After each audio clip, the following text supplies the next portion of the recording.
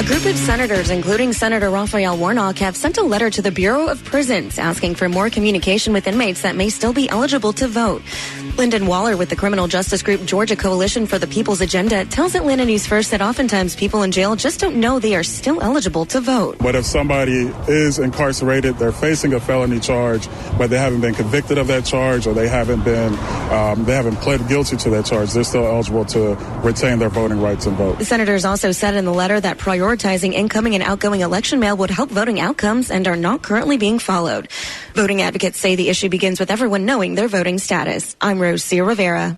It is the Martha Zoller Show. We're here with Representative Emory Dunahoo, and he is going to be the first of a series of longer interviews that we're going to do so that you can ask questions at 770-535-2911. And also we can talk with him in more detail about the things that he's working on. Emory Dunahoo, welcome.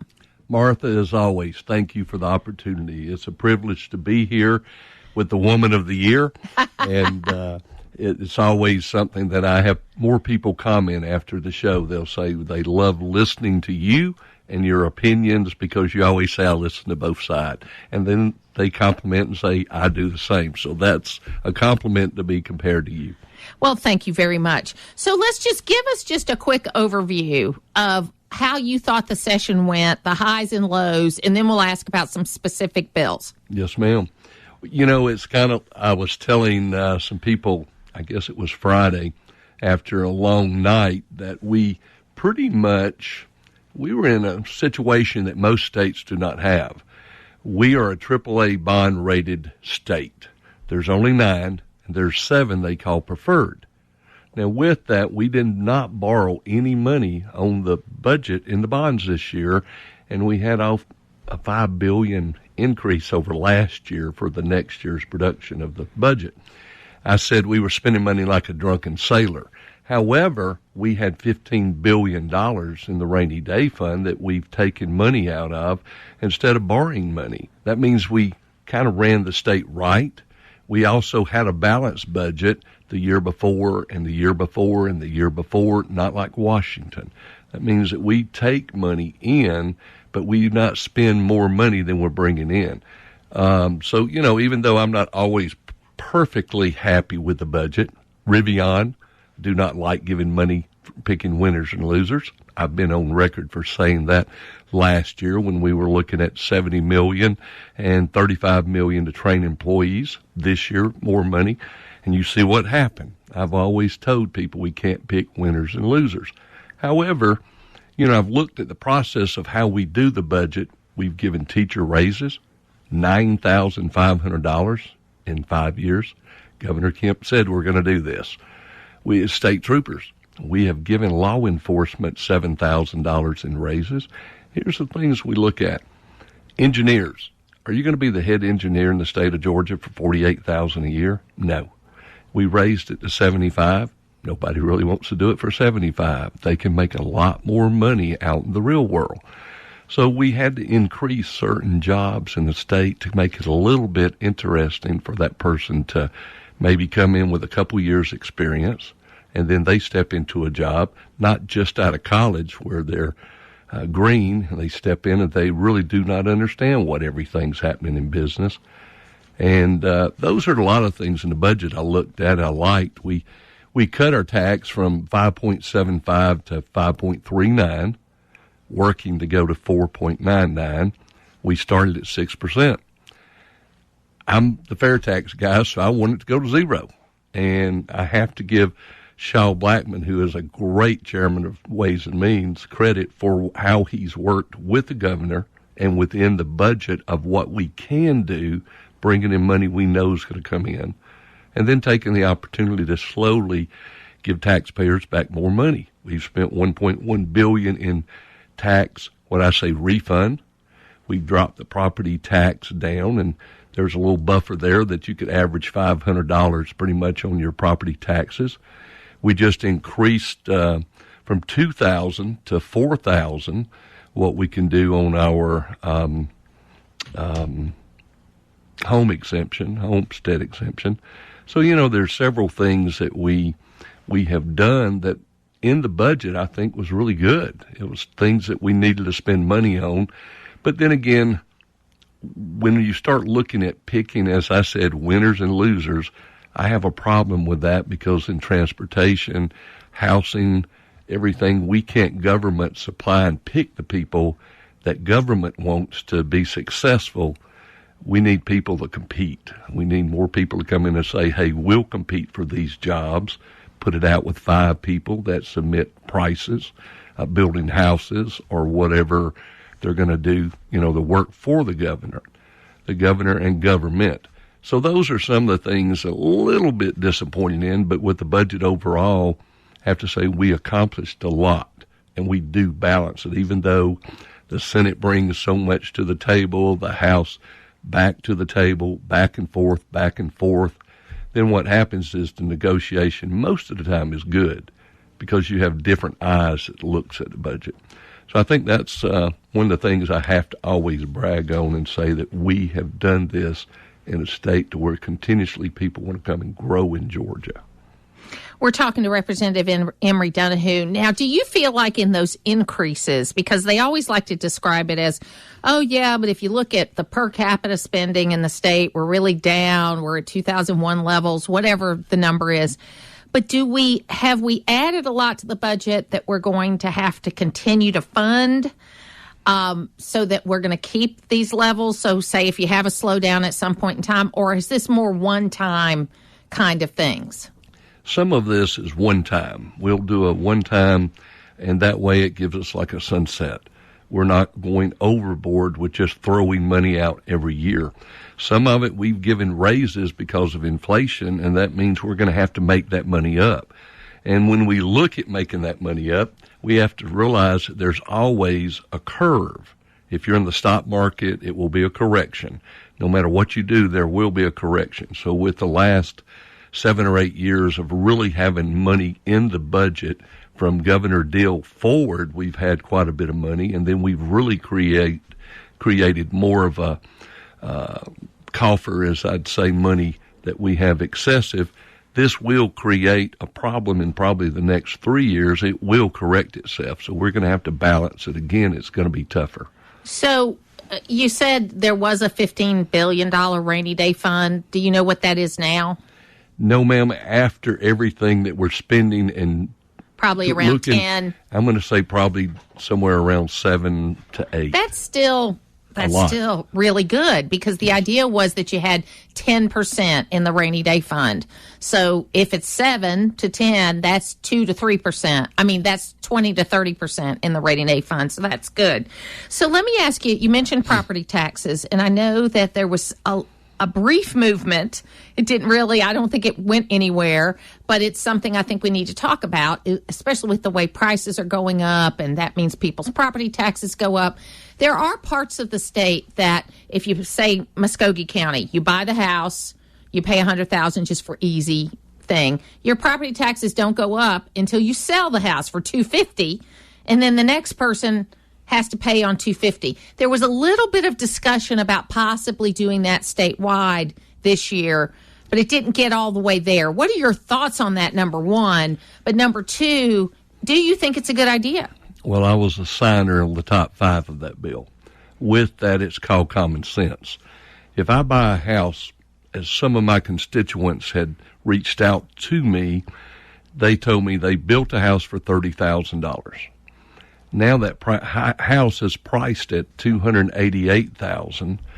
They make $916 a month Social Security. They're 84 and 87, and they cannot afford to live in their house to where it's valued today. This bill said just what you said. If I built this house for $30,000, I pay tax on it for $30,000. When I sell it, if that house is worth $280,000, the person that buys it at $280,000, knowing the tax that will be on that property. It's always negotiation, and I'm not happy with all the negotiation. I tell people we leave good legislation on the sideline. REFRA, the Clarence Thomas statute that I was for. But we have to be politically correct, and I'm tired of that. We should stand for what we believe in, not worry about the little things a few people get upset on. This property tax is one of them. people would come in and say, we can't afford it. We can't afford you to do this. No, you need to live within your means. And that's our problem we have with our schools that we build. We build Taj Mahals instead of Dollar Generals. We have a problem with spending money on both sides. That's why we never get enough tax. And this would control that. We're going to take a break. When we come back, we'll talk more with Representative Dunahoo, and he mentioned the word RFRA. I have a theory about that. We're going to talk to him about that next. We'll be back. Senate Bill 189 passed the House by a vote of 101 to 73 and previously passed the Senate by a vote of 33 to 22. If signed into law, it would allow access to Georgia's ballots to any political party qualified for the presidential ballot in at least 20 states or territories. News4Jax reports that in addition, it would also outline what falls into probable cause for changes to a voter's eligibility. Examples include if the person's registered to vote in a different jurisdiction or is registered at a non-residential address. The moves following the 2020 presidential election where Georgia faced false claims that questioned the state's votes. I'm Katie Gray. It is the Martha Zoller Show. We're here with Representative Emory Dunahoo. And you mentioned RFRA and Clarence Thomas statue. And here's my theory. My theory is that the sports betting did not pass, and that the people that control everything, gave religious conservatives that no on sports betting in order to have a no on RFRA. That's my theory on that they weren't going to give you RFRA. They gave you no sports betting. Now, I could argue RFRA, I'll be honest with you, both ways. I could say we already have a federal law. We have not actually had any issues in Georgia yet, so we don't have somebody coming forward like in other states saying, I've been wronged because of this. So I can argue that we don't need it because we've got it federally. But I also can argue, hey, it's happened in other states, so we need it here. So that's one of my problems, is that I can see both sides of an issue sometimes. But is that maybe what happened? That there was a trade that happened? I think without me being behind the curtain, I believe that basically they don't let you behind the curtain, do they, Emory? No, they don't. No, they don't. I believe you're right. Pretty much we barter. And when we barter, we'll say, okay, we'll give you this, but you're going to have to leave this on the table. And sometimes that's a yes, no, and then finally we work together to where we come up with that answer. And I think they looked at, well, they're getting stronger and stronger and push every year on some types of more lottery, more casinos, betting, different things that other states do.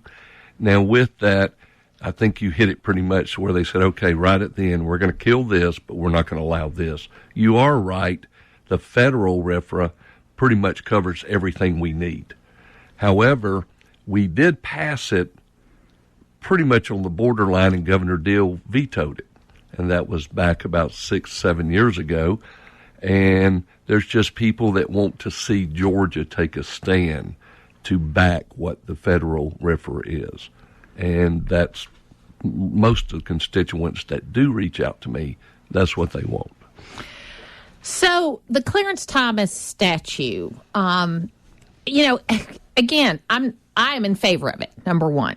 But generally, people don't usually put statues up of people while they're still alive. Right. And Clarence Thomas is still alive. He is a very famous Georgian, though, who has done a lot of great things. A fantastic story. I mean, not GPB, but Public Broadcasting a few years ago did a series on the Supreme Court justices. And they really came about because they wanted to do one on Ruth Bader Ginsburg because she was coming to the end of her life. But they knew they couldn't do one on her without doing one on everybody. And they did a great one on him. I do not know if you got a chance to see it, but it was fair. It was great. It highlighted him well. And it was a terrific thing. So tell us what the problem is with that particular statue with other people.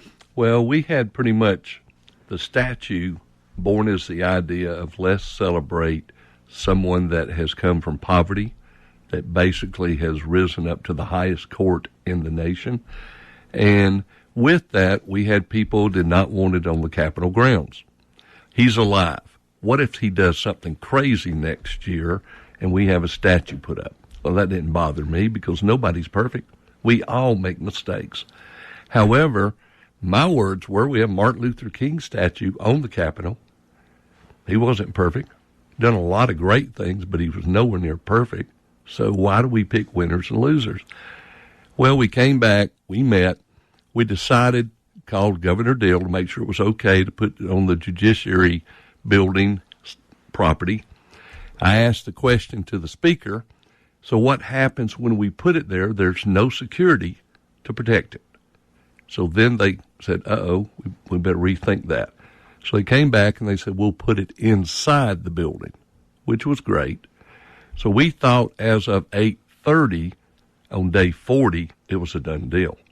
So that meant I think we traded maybe that for $500 million of teachers carrying guns. I'm not sure, but that was 2 or 3 things that were hot on the table. Lieutenant Governor wanted this, we kind of wanted that, and I think that was probably a part of negotiation.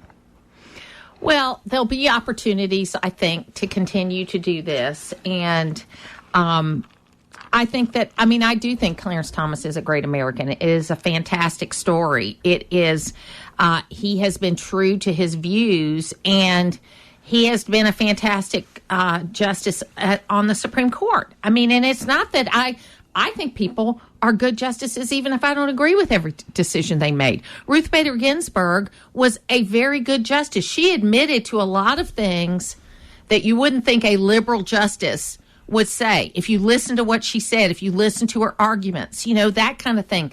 That the court is, people talk a lot about the 6-3 court and all of that kind of stuff. Read their decisions. These are people that are very smart people, and they don't always do what you think they're going to do, but they have good arguments to back it up. You're right, and she was not one of my favorite.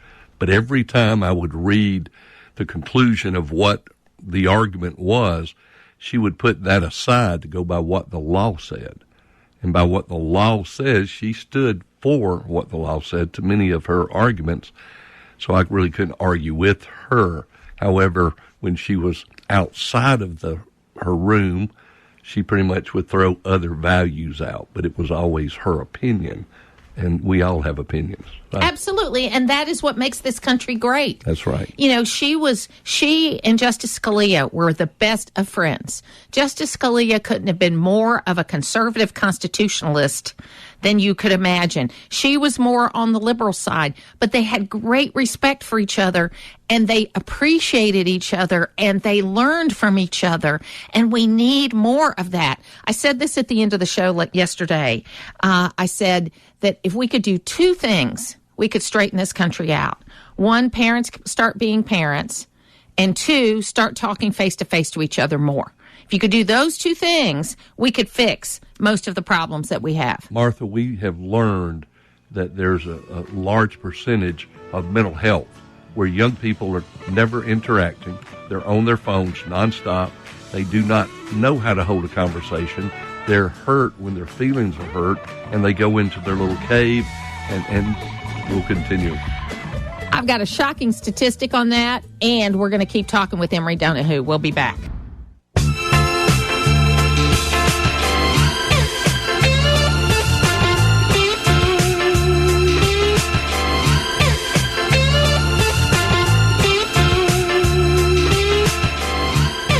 And what really makes me sick about everything is when you hear people say, well, illegal immigrants don't commit as many crimes as what United States citizens do. That is a red herring. It doesn't matter. Those individuals shouldn't be here anyway.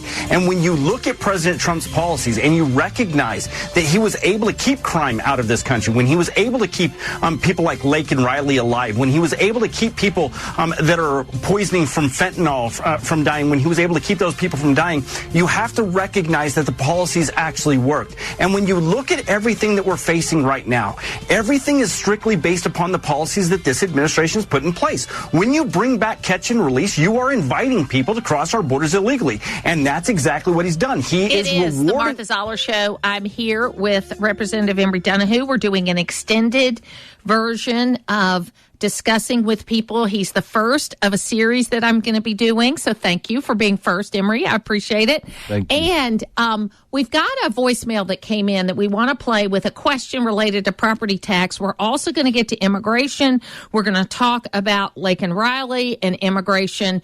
So lots more to come right here. But let's hear this question from a listener. I'm calling from Danielsville, Georgia. I'm listening to Martha Zala's program right now with the legislator, and they were talking about the attempt to pass a cap on property tax assessments.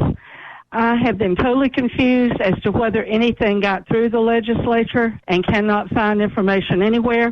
I just printed off an AP article from the 29th of March, said that something passed that would index it to inflation each year and cap it, but it'd have to be approved as an amendment to the Constitution in the fall. From what I understand has been said on the radio, that's not true. It didn't get anywhere. Would you please clarify this today, if you can?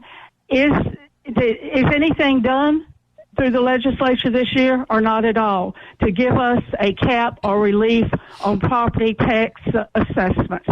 Thank you very much. And Emory, thanks for your call, ma'am, and tell us about that. We pretty much did a couple of things. We doubled the homestead exemption from $2,000 to $4,000. Now, that's on referendum on November, and the people will decide. Now, what happened, we looked at 3%. Lee Hawkins, Representative Hawkins, put 3% in Hall County. And then basically the state looked at doing 3% also. On that, the final bill was passed on day 40. For me to tell you completely how that ended, I'd have to go back and read it because we had agrees and disagrees of probably about 200. But the bill was passed, but the bill that was passed will put something on the ballot in November to vote on. That is correct. Okay. Not sure how the wording will be. That's the critical part. And it sounds to me from that this inflation thing that she was talking about is probably what got rolled onto that bill. So it's not a strict 3% now. It's a $2,000 to $4,000. That's right. Exemption. And that's an exemption on our the homestead exemption. And there's several things will come out more and more as day 40. Everything will now be printed. We'll have all the facts. And it's pretty much like drinking from a fire hose on day 40. You have everything coming out with 5 or 6 things stacked onto a bill. And, I love following this all the way through, and I'm the legislative liaison for the State Board of Education. I serve in the 9th District on that board, and I had to give a presentation on day 40 to the board because we were meeting that day. And believe me, I love my board, but it was the biggest waste of time because I had to say what I thought was going to happen, what had already passed, but there were several bills that until we got to the gavel, we don't know what was in them, and we probably still don't know. And that's one of the things I hate about the way we do things, right? That everything gets jumbled up at the end. I would rather sometimes say, okay, let's just put this off till next year instead of trying to get this magical mystery tour of jumbleness into the final day. I agree. I've said that from the start. 2 years ago, we slowed down day 40 on Speaker Ralston's last year with us, and we carried over probably 100 bills. That was actually good. We had a whole year to vet the bills. Some of the bills really didn't make it out. One of my biggest pet peeves is, well, let's pass this. It's gone through committee, and I'll say, but we didn't vet it. And then what happens next year, we have a cleanup bill to clean up language within that bill. On day 40, everybody starts finding a passage to put things on a bill we call a Christmas tree list. And with that, it changes a good bill to a fair bill or a good bill to a terrible bill. And very seldom does it make a bad bill a good bill. So when we look at it, I think you're right. I think what we should do is use days instead of 38, 39, and 40 to pass more legislation would be to vet the process more throughout the whole 40-day process. So the appropriation, according to the appropriations chair, the rainy day fund is still at $16 billion. But, of course, that's possible because of all the things that are going on. And we'll see. And of course, I got a note here saying that the property tax cap is set to CPI also.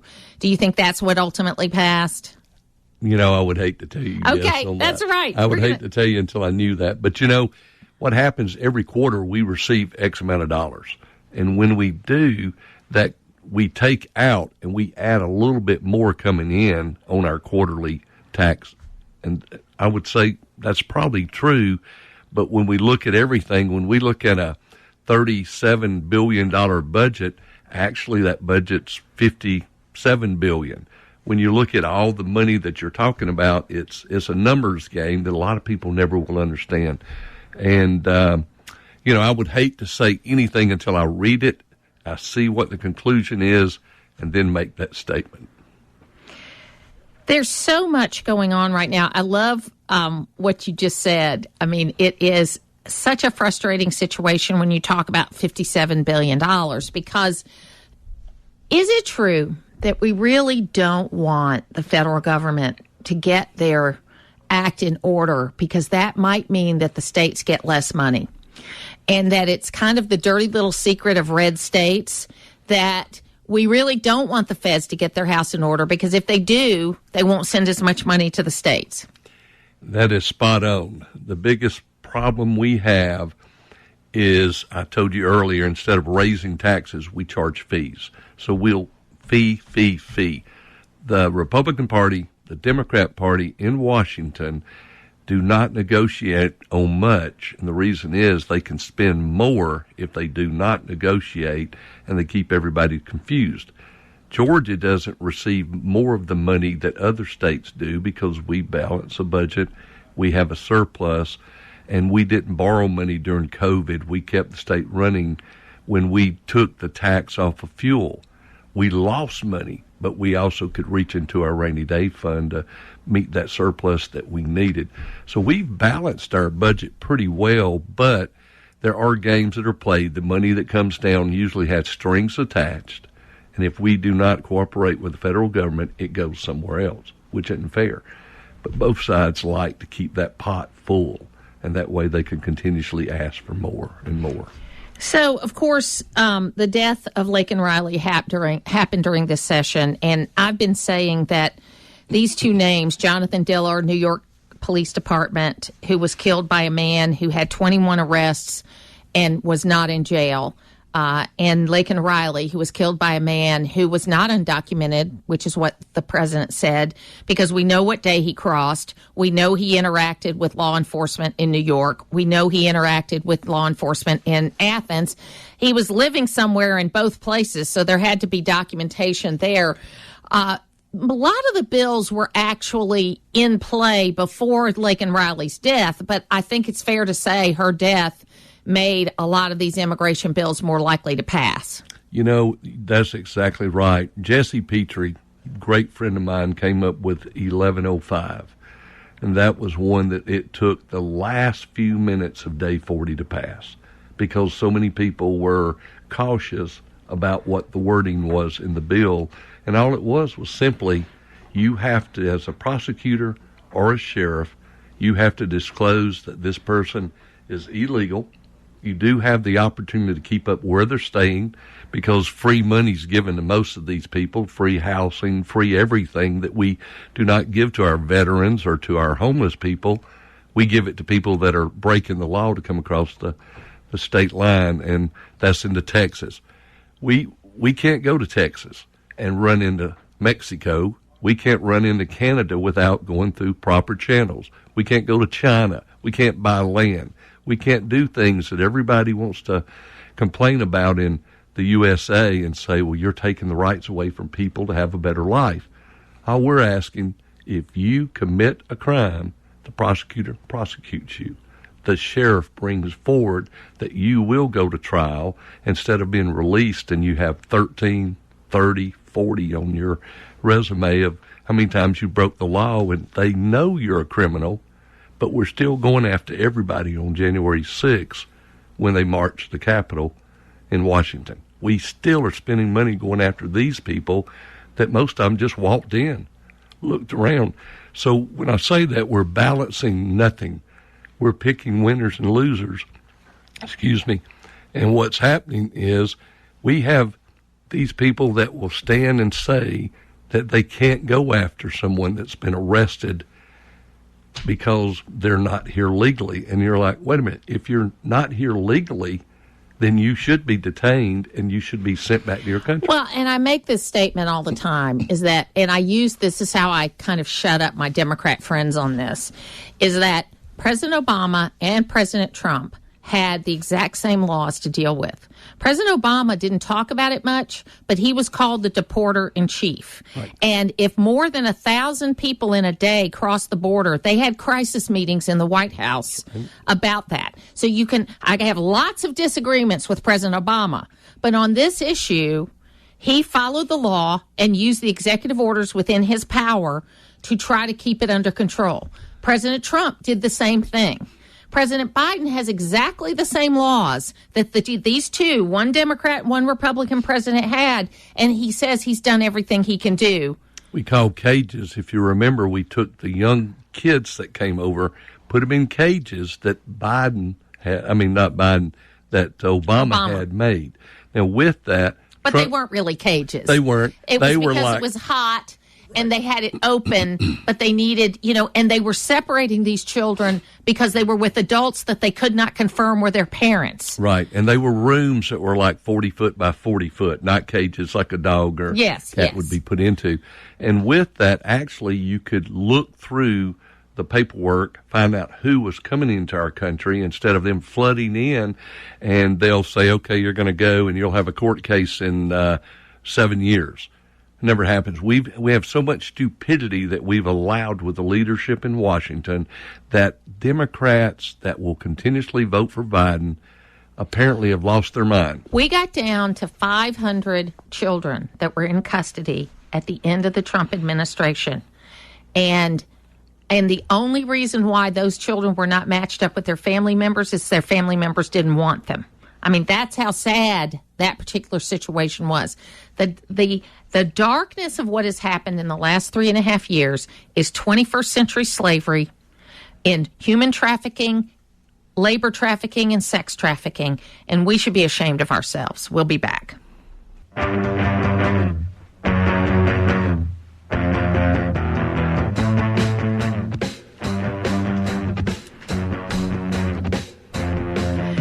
It is the Martha Zoller Show. So Logan's always looking at me on the segments that we don't have audio that were coming in.